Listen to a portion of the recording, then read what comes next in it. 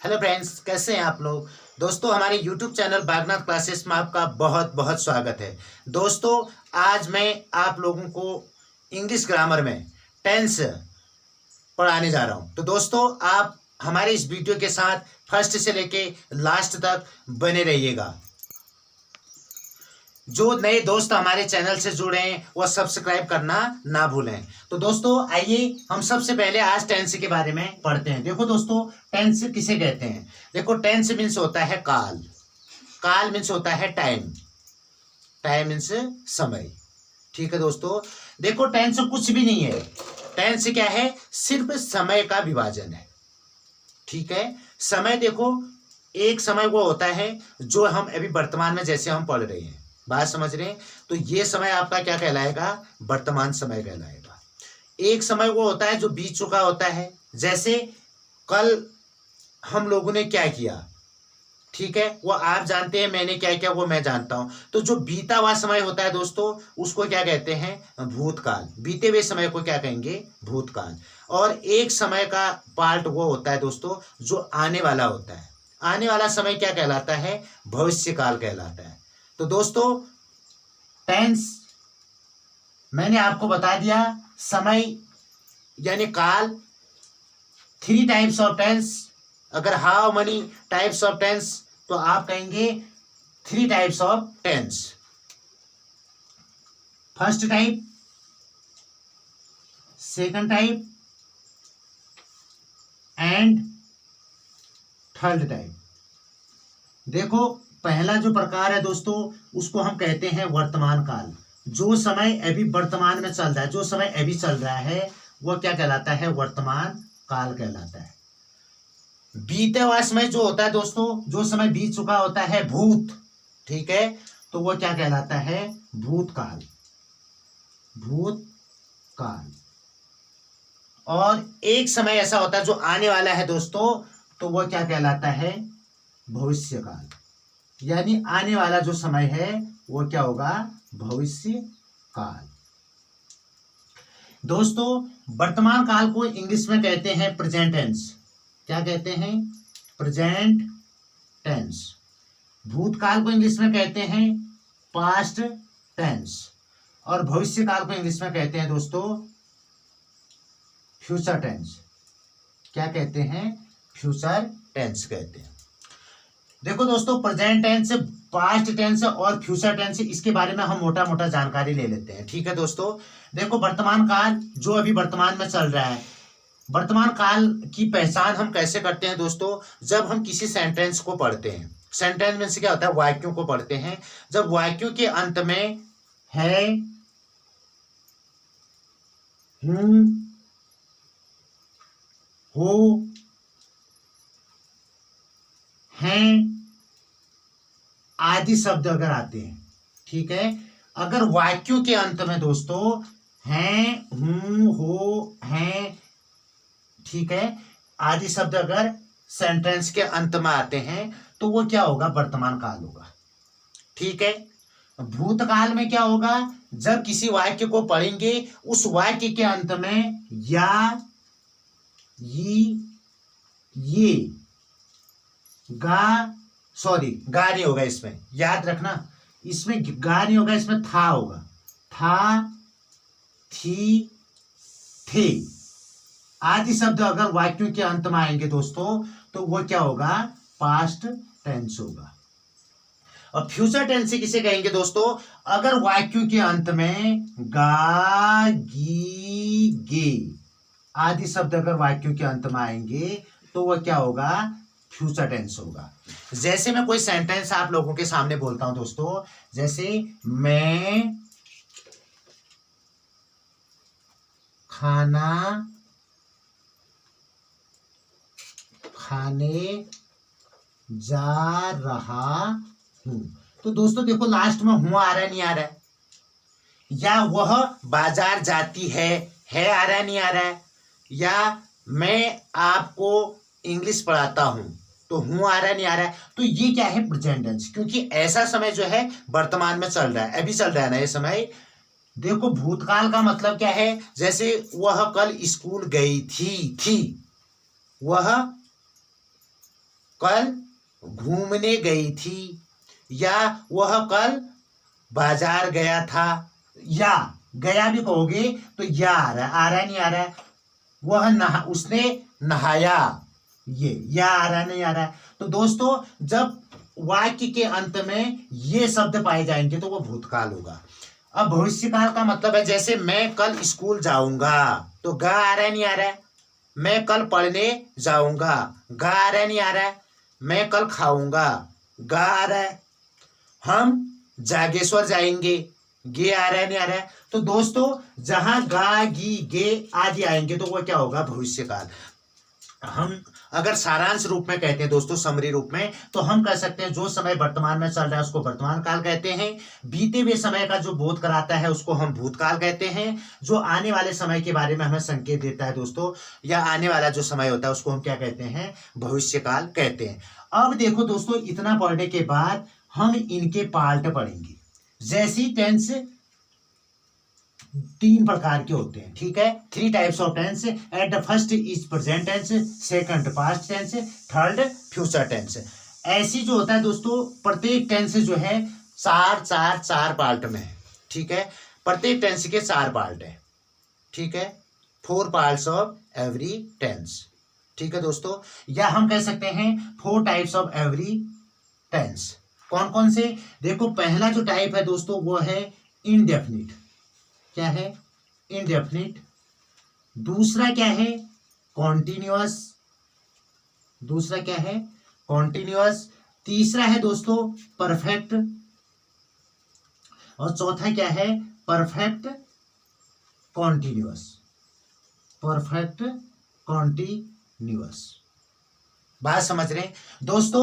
देखिए indefinite, continuous, perfect, perfect continuous. पहले हम इसका थोड़ा बहुत समझ जाते हैं। देखो इनडेफिनिट का मतलब क्या होता है, डेफिनिट का उल्टा। डेफिनिट मीन्स होता है निश्चित, इनडेफिनिट मीन्स होता है अनिश्चित, ठीक है। इनडेफिनिट का मतलब है अनिश्चित। कॉन्टिन्यूअस का मतलब होता है कंटिन्यूटी, लगातार, लगातार। कंटिन्यूअस का मतलब क्या होता है, कंटिन्यूटी। परफेक्ट का मतलब होता है पूर्ण, ठीक है। और परफेक्ट कंटिन्यूअस जो है इन दोनों का मिला जुला रूप होता है। तो देखो दोस्तों, अगर हम जो इंडेफिनिट है, कॉन्टिन्यूअस है, परफेक्ट कंटिन्यूअस के आगे जिस टेंस को भी आप लिखोगे, अगर आप प्रेजेंट लिखोगे तो ये प्रेजेंट के टाइप बन जाएंगे। अगर आप पास्ट पहले लिख दोगे तो ये पास्ट के टाइप बन जाएंगे। अगर आप फ्यूचर लिखेंगे तो फ्यूचर के टाइप बन जाएंगे। कैसे, ऐसे देखो, present indefinite, present continuous, present perfect, present perfect continuous. अगर पास्ट होगा तो past indefinite, past continuous, past perfect, past perfect continuous. ऐसी फ्यूचर का हो जाएगा दोस्तों, future indefinite, future continuous, future perfect continuous. अब दोस्तों देखो, जैसे मैंने आपको कहा था वर्तमान काल, भूतकाल, भविष्यकाल की जैसे मैंने आपको पहचान बताई थी। पहचान, आइडेंटिफिकेशन। कैसे, हैं, हूं, हो, ये शब्द आएंगे तो हम वर्तमान काल कहेंगे। अगर था, थी, थे, या ये शब्द आएंगे जब तो हम भूतकाल कहेंगे। अगर गा गी गे ये शब्द आएंगे तो हम इसको क्या कहेंगे, भविष्यकाल कहेंगे, उस सेंटेंस को, ठीक है। अब दोस्तों ऐसी पहचान इंडेफिनिट, कंटिन्यूअस, परफेक्ट कंटिन्यूअस की अलग अलग होती है, ठीक है। तो आज हम सबसे पहले जो है दोस्तों इनडेफिनिट पढ़ेंगे। इनडेफिनिट में भी किसको पढ़ेंगे, प्रेजेंट इंडेफिनिट को पढ़ेंगे, ठीक है दोस्तों। तो सबसे पहले अगर हम बात करते हैं किसकी, प्रेजेंट इनडेफिनिट। देखो प्रेजेंट इनडेफिनिट बहुत ही सरल लैंग्वेज में आपको बता रहा हूं दोस्तों मैं, ठीक है। अगर आप लोगों के समझ में नहीं आई या आपको कहीं पर कोई डाउट होगा तो दोस्तों आप मेरे को मैसेज कर सकते हैं। मैंने डिस्क्रिप्शन में अपना व्हाट्सएप नंबर डाला है, ठीक है दोस्तों। मैं हमेशा आपके प्रश्नों का जवाब देने के लिए तैयार हूं। तो दोस्तों देखिए, सबसे पहले हम बात करते हैं प्रेजेंट इंडेफिनिट की। प्रेजेंट इंडेफिनिट, इसकी जो सबसे पहले पहचान है दोस्तों, हम सबसे पहले इनकी पहचान देखेंगे। आप नोट डाउन भी करते रहेंगे, बहुत ही इंपॉर्टेंट चीज बता रहा हूं। इसकी पहचान क्या होती है दोस्तों, प्रेजेंट इंडेफिनिट की जो पहचान होती है, इस टेंस के वाक्यों के अंत में इस टेंस के वाक्यों के अंत में। क्योंकि वर्तमान का पार्ट है तो है, हूं, हो तो आएगा ही आएगा, ठीक है। लेकिन उसके साथ क्या आएगा दोस्तों, ता है। देखो यहां भी है था ना, ये वर्तमान काल था, और यहां इंडेफिनिट है तो उसके आगे क्या आ जाएगा, ता है। ती है, ते हैं, ठीक है, आदि शब्द आते हैं वाक्यों के अंत में। देखो दोस्तों मैंने क्या कहा, वाक्यों के अंत में, वाक्यों के अंत में क्या आते हैं दोस्तों, ता है, ती है, ते हैं, आदि शब्द आते हैं, ये शब्द आते हैं, ठीक है। अभी आप लोगों के समझ में आ जाएगा मैं क्या कहना चाह रहा हूं। देखो ता है, ती है, ते हैं, जैसे मैं थोड़ी देर के लिए आप लोगों से कह देता हूं, मैं घर जाता हूं, मैं घर जाता हूं। तो दोस्तों आप लोग देख रहे होंगे लास्ट में क्या आ रहा है, ता हूं आ रहा है, नहीं आ रहा है। मैंने क्या कहा था, बात समझ रहे हैं, ता है, ती है, ते है, ता हूं, ते हूं, बात समझ रहे। ये शब्द जहां पर आएगा तो वह प्रेजेंट इंडेफिनिट में होगा। अब देखिए दोस्तों, ता हूं शब्द आ गया तो आप इसको पहचान सकते हैं, ये क्या है, प्रेजेंट इंडेफिनिट है। जैसे सीता नहाती है, अब देखो यहां पर ती है, आ रहा है, नहीं आ रहा है, देख लीजिए, सीता नहाती है। तो दोस्तों आप लोगों के समझ में आ गया होगा, प्रेजेंट इंडेफिनिट की जो पहचान है दोस्तों, वाक्यों के अंत में ता है, ती है, ते हैं, ता हूं, आदि आदि शब्द आते हैं। क्लियर आ गया ना दोस्तों। अब देखिए ये तो इसकी क्या है, पहचान, आईडी है। अब हम बात करते हैं दोस्तों रूल ऑफ ट्रांसलेशन। अनुवाद के क्या क्या नियम होते हैं, रूल्स ऑफ ट्रांसलेशन। तो सबसे पहले ये तो आपका आईडी होगी। अब हम क्या करेंगे, rules of translation, rules of translation. देखो दोस्तों ट्रांसलेशन में से होता है अनुवाद। अनुवाद कहने का मतलब है जब हम किसी हिंदी वाक्य को इंग्लिश में उसको हम क्या करेंगे, अनुवाद करेंगे, ट्रांसलेशन करेंगे, ट्रांसलेट करेंगे, बात समझ रहे हैं। तो वह कैसे करेंगे, वो इसके क्या है, नियम कहलाते हैं, ठीक है। तो दोस्तों इसका जो पहला नियम होता है, देखो ध्यानपूर्वक देखना, बहुत ही आपको जो है इजी से इजी लैंग्वेज में समझाने की कोशिश कर रहा हूं दोस्तों। देखो पहला नियम क्या होता है दोस्तों, अगर मैं कह दूं आई, आई मीन्स मैं, आई मीन्स मैं, देखो मैं लिख भी देता हूं, आई मीन्स मैं। You, Y O U, you means क्या होता है, तुम। They, T H E Y, they, they means वे। वी, डब्ल्यू ई, ठीक है, वी, वी मीन्स क्या होता है, हम। तथा प्लूरल, बात समझ रहे हैं, प्लूरल नंबर का अगर सब्जेक्ट होगा, बात समझ रहे हो, यानी आई, यू, दे, वी तथा बहुवचन का अगर करता होगा दोस्तों, तो सबसे पहले सब्जेक्ट की इंग्लिश बनेगी। सब्जेक्ट मीन्स कर्ता, जो कार्य को करने वाला होता है, बात समझ रहे हैं। सबसे पहले सब्जेक्ट की इंग्लिश बनती है, उसके बाद दोस्तों first form of verb, verb की पहली की रूप आता है, ठीक है, वर्ग सॉरी क्रिया का पहला रूप आता है। तो आप क्या कहेंगे, first forms of verb, verb की पहली फॉर्म आएगी। उसके बाद देखिए दोस्तों लास्ट में क्या आता है, ऑब्जेक्ट। ऑब्जेक्ट मीन्स होता है, या इसको हम कह सकते हैं अदर वर्ल्ड भी कह सकते हैं, ठीक है, अदर वर्ड्स, दूसरे जो शब्द होंगे वाक्य में उनकी इंग्लिश बनाते हैं। देखो दोस्तों सबसे पहले सब्जेक्ट की इंग्लिश बनाएंगे, उसके बाद फर्स्ट फॉर्म ऑफ वर्ब, और उसके बाद आपका ऑब्जेक्ट का बनाएंगे, ठीक है दोस्तों। दोस्तों अब आप लोगों के समझ में आ रहा होगा, सबसे पहले हम सब्जेक्ट की इंग्लिश बनाते हैं, उसके बाद फर्स्ट फॉर्म ऑफ वर्ब की पहली फॉर्म आती है, फिर आप ऑब्जेक्ट की। देखिए यहाँ पर एक गौर करने वाली बात ये दोस्तों, संसाधन की कमी की वजह से मैं आप लोगों को जो है रोलिंग बोल्ड पे पढ़ा रहा हूँ। तो दोस्तों आपने पहले तो इस चैनल को इतने आगे बढ़ाना है दोस्तों कि संसाधन आसानी से जुटाए जा सके।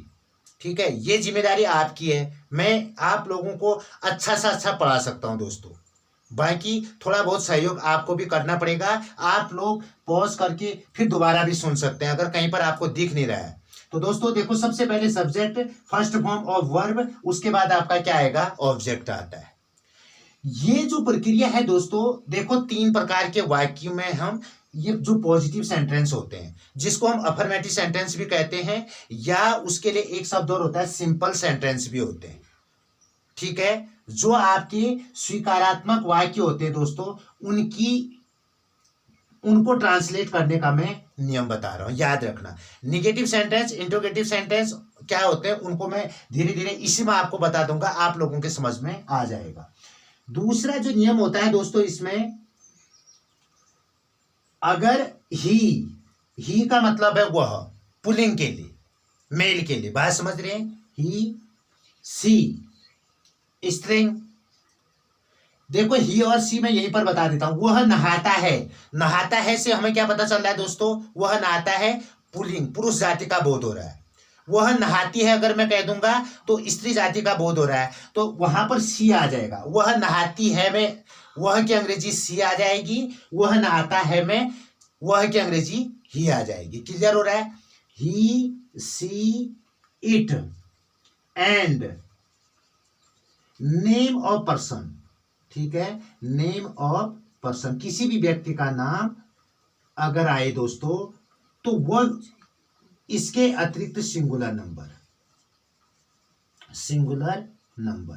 कहने का मतलब है ही, सी, इट तथा पर्सन नेम और एक वचनकर्ता के साथ सबसे पहले अगर ये आए कर्ता, एक वचनकर्ता होगा तो दोस्तों वहां पर सबसे पहले इंग्लिश सब्जेक्ट की बनती है, प्लस वर्ब की फर्स्ट फॉर्म में आती है जो यहां पर आ रही थी। यानी हम कह सकते हैं first forms of verb, verb की पहली फॉर्म आएगी, और प्लस यहां पर वर्ब की फर्स्ट फॉर्म के अंत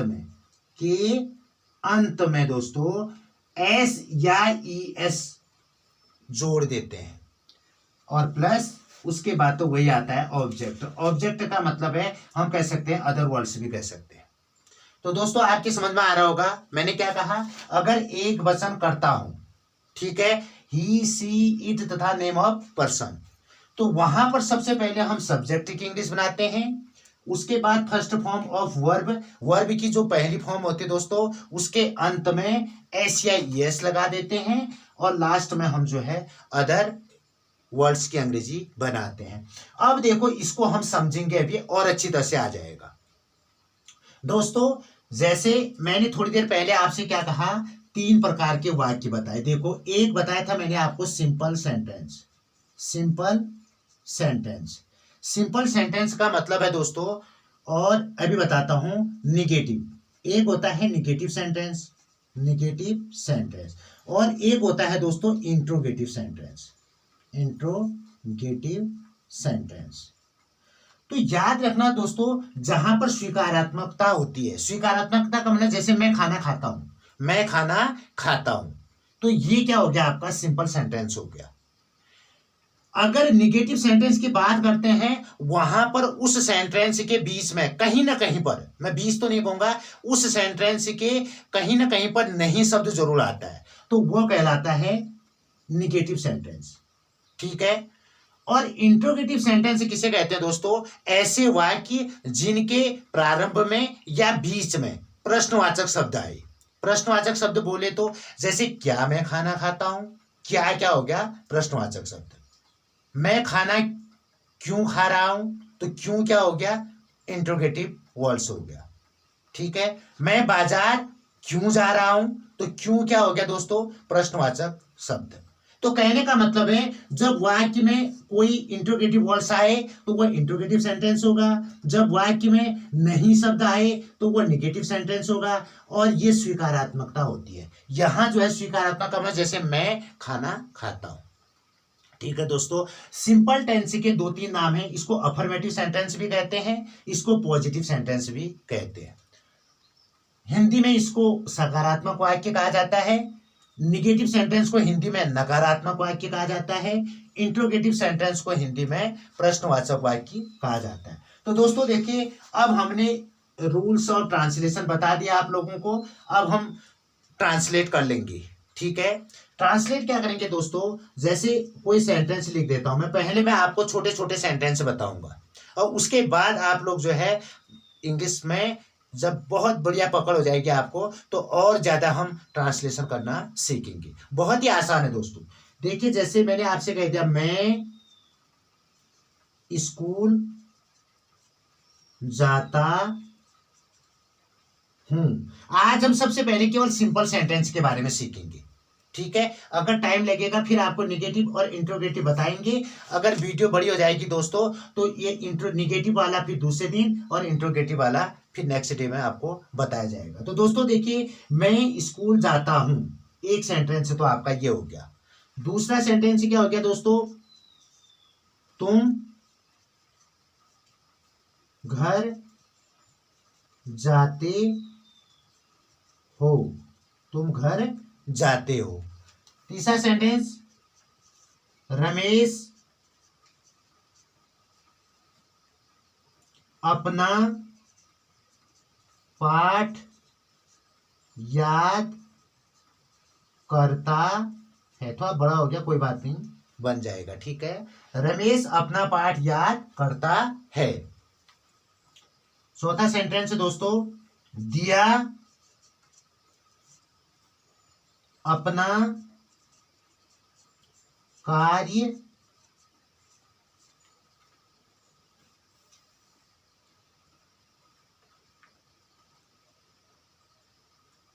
या दिया,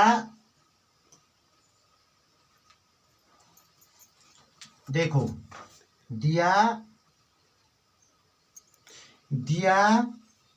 नाचती है, दिया नाचती है।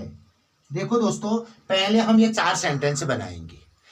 देखिए, मैंने आपसे क्या कहा था, मैं है सबसे पहले वाले सेंटेंस में। मैं की अंग्रेजी क्या होती है दोस्तों, आई। देखो मैंने आपको बताया था आई मीन्स मैं, और यहां पर इस सेंटेंस में मैं स्कूल जाता हूं में जो मैं है दोस्तों, यही क्या है, सब्जेक्ट है। सब्जेक्ट क्या है, मैं। तो मैंने आपसे क्या कहा था, सबसे पहले सब्जेक्ट की अंग्रेजी बनाते हैं, तो आई लिख दिया मैंने, आई। उसके बाद मैंने क्या कहा था दोस्तों, वर्ब की फर्स्ट फॉर्म आती है, first form of verb. Verb क्या है, इसमें क्रिया क्या है, जाना। क्रिया क्या है, जाना। और जाना की इंग्लिश क्या होती है दोस्तों, गो। तो आई गो, आई गो। अब देखो कहां, स्कूल।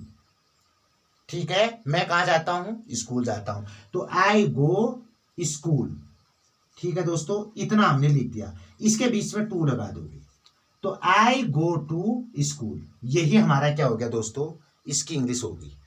याद रखना, अगर ये देखो मैं जो है प्लूरल नाउन, वो क्या कहते हैं, ये वाला जो है देखो इस वाले नियम के अंतर्गत आता है, किसमें, आई यू दे वी, ये सब प्लूरल नाउन क्या कहते हैं, नंबर का सब्जेक्ट कहलाते हैं। ठीक है, तो दोस्तों याद रखना, इसके साथ जो है ऐसा यस नहीं लगाओगे वर्ब में, तो इसके क्या हो जाएगा, आई गो टू स्कूल।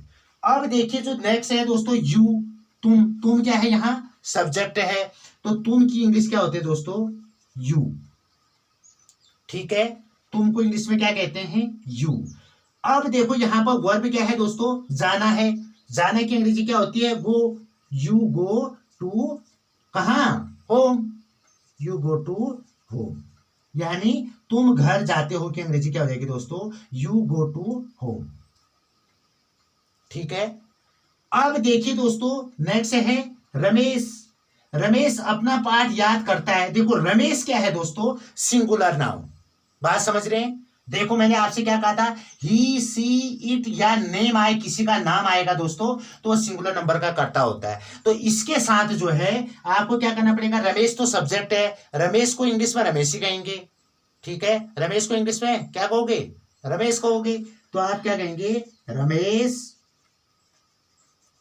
आजकल अधिकतर लोग रमेश को भी रमेश कहते हैं, ठीक है, आपने ऐसा नहीं दोस्तों, सीधे नेचुरली बोलना है, ठीक है, ऐसा भी है आजकल। अब देखो रमेश, अब क्या है दोस्तों यहां पर वर्ब क्या है, देखो वर्ब क्या है, याद करना। याद करना को इंग्लिश में क्या कहते हैं, लर्न, LEARN। तो रमेश लर्न। अब ये पूरा नहीं हो रखा है, क्यों, क्योंकि रमेश जो है सिंगुलर नंबर का है। तो दोस्तों यहां पर लर्न के पीछे क्या लग जाएगा, एस। मैंने क्या कहा था, यहां पर फर्स्ट फॉर्म ऑफ वर्ब के अंत में एस या एस लगाएंगे, तो लर्न में एस लगता है। तो दोस्तों रमेश लर्न्स। अब देखो अपना पाठ, पाठ को तो इंग्लिश में क्या कहते हैं दोस्तों, लेसन। पाठ को इंग्लिश में क्या कहते हैं, लेसन। अपना, रमेश का अपने की अंग्रेजी क्या होगी, रमेश के लिए, रमेश का अपने लिए जो इंग्लिश होगी दोस्तों वो हीज होगा, हीज।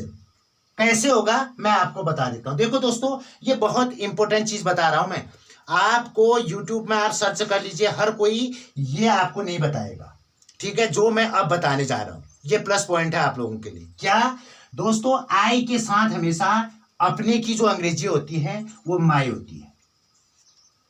आई के साथ अपने की अंग्रेजी क्या होती है, माई। ऐसी यू, यू के साथ अपने की अंग्रेजी यूअर। अगर मैं कह दूं कि तुम अपना पाठ याद करते हो तो यू, ठीक है, लर्न यूअर लेसन होगा वहां। यू लर्न माई लेसन नहीं कहोगे, तुम मेरा पाठ याद करते हो, मेरा जो क्या कर रहे हो, तुम अपना पाठ याद करो। तो यहां पर तुम के साथ जो अपने की अंग्रेजी होगी वो क्या होगी, यूअर। ऐसी ही दोस्तों अगर मैं कह दूं दे, दे, दे के साथ अपने की जो इंग्लिश होती है दोस्तों वो होता है देयर। THEIR होता है, THERE मत कह देना, देयर मीन से तो वहां हो जाता है फिर, ठीक है, तो देयर। ऐसे ही दोस्तों अगर हम वी मीन से क्या होता है, हम के साथ अपने की जो अंग्रेजी होती है दोस्तों वह अस होती है। क्या होती है, अस, हंस नहीं, अस, ठीक है दोस्तों। अब देखिए यहां पर अगर ही आए तो ही के साथ अपने की अंग्रेजी हिज होती है, बात समझ रहे। अगर सी आए, सी के साथ अपने की अंग्रेजी हर होती है। क्या होती है, हर। क्यों होती है दोस्तों, देखो मैंने ये क्या कहा था, ये हमें मेल के बारे में बताता है ही, ठीक है, तो उसके साथ हिज आएगा और स्त्रीलिंग के लिए क्या आएगा, हर। सी के साथ अपने की अंग्रेजी क्या होती है, हर, ठीक है दोस्तों। तो इतनी चीजें आपने याद करना है दोस्तों। ऐसे अगर किसी का नाम आ जाए, चाहे निकिता, दिया, अनिल, बात समझ रहे, राजेंद्र, दीपक, बात समझ रहे, पूजा, अगर जैसे ये लोग हैं तो इनके साथ भी देखो पूजा के साथ अपने की अंग्रेजी क्या आएगी, हर, क्योंकि पूजा क्या है, स्त्रीलिंग है। अगर मैं दीपक की बात करता हूं, दीपक का अपने की अंग्रेजी क्या आएगी, दीपक के साथ हिज, क्योंकि दीपक क्या है, पुल्लिंग। बात समझ रहे हो, दीपक के नाम से हमें पता चल जा रहा है कि ये पुरुष जाति का हमें क्या करा रहा है, बोध करा रहा है। तो दोस्तों वहां पर उसकी अंग्रेजी क्या हो जाएगी, अपने लिए हिज हो जाएगी। ऐसे यहां पर क्या था दोस्तों, रमेश, रमेश क्या है, पुल्लिंग, तब मैंने रमेश के साथ किसका प्रयोग किया, हिज का प्रयोग किया। अब आप ऐसा मत कह देना कि रमेश लर्न्स हर लेसन, ठीक है, आ रही ना मेरी बात समझ में। देखो बहुत ही अच्छी, इससे ज्यादा बेटर क्या हो सकता है दोस्तों, मैं आपको इतने सिंपल शब्दों में बता रहा हूं कि आप लोग इतनी अच्छी तरह से समझ जाए, लेकिन केवल समझना नहीं है, मेरे चैनल को तो है दोस्तों सब्सक्राइब भी किया करो। बात समझो, देख रहे हो पूरा वीडियो और सब्सक्राइब नहीं कर रहे हो, अपने दिल से पूछो दोस्तों कि मैं कैसा पढ़ा रहा हूं, उसके बाद अपने मन की सुनो। अब देखिए दोस्तों, दिया नाचती है। अब देखो बहुत ही अच्छा आ गया, दिया, दिया क्या है दोस्तों, लड़की, ठीक है, तो दिया, DIYA, दिया।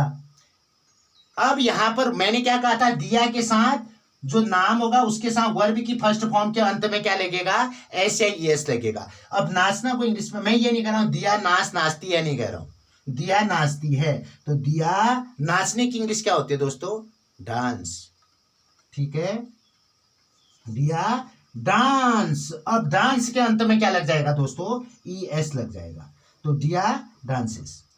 That is clear. बस ये आपके मैंने आज 4 सेंटेंस बताए, ऐसे आप हजारों सेंटेंस कर सकते हैं। अब दोस्तों देखो, कितने लोग क्या कहते हैं, दिया डांसिंग कह देते हैं, गलत। दिया नाच रही है नहीं कह रहा हूं मैं क्या कह रहा हूं, दिया नाचती है कह रहा हूं। अगर रहा रही रही होगा वो तो फिर कंटिन्यूअस में आ गया, किस में आ गया, कंटिन्यूअस में। तो जिस समय मैं आपको कंटिन्यूअस बताऊंगा इस बारे में मैं आपका भ्रम सब दूर कर दूंगा, ठीक है। तो दोस्तों आपने जितना मैंने आपको पढ़ा रखा है इतना सब नोट डाउन करना है।